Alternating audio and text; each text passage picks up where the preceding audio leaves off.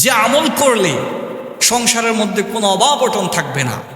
মাত্র একটি আমল আজকে আপনাদেরকে বলে দেব, যে আমল করলে আপনার সংসারে কোনো অভাব অটন থাকবে না। অনেকে বলে, হুজুর অনেক অভাব অটনে আছি, অনেক সমস্যায় আছি, কত টাকা রোজগার করি, ইনকাম করি, কিন্তু কোনো কাজে আসে না।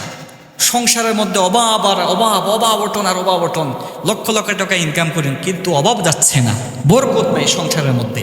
অতএব আপনাদেরকে আজকে একটা আমলের কথা বলে দেব, যে আমলটি করলে অবশ্যই আল্লাহ রাব্বুল আলামিন আপনার সংসার থেকে অভাব অটন দূর করে দিবেন।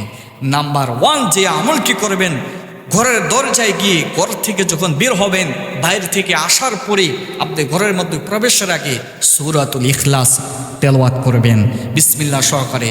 বিসমিল্লাহির রহমানির রহিম।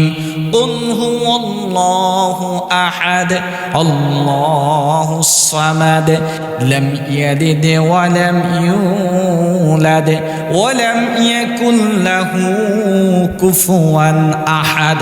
যদি সূরাতুল ইখলাসটা আপনি যদি এটা আমলটা ধারাবাহিক রাখতে পারেন, তাহলে অবশ্যই ইনশাআল্লাহ আমি বলে দিচ্ছি যে আপনার সংসারের মধ্যে অভাব অটন থাকবে না। আল্লাহ রাব্বুল আলামিন আপনার সংসার থেকে অভাব অটন দূর করে দিবেন।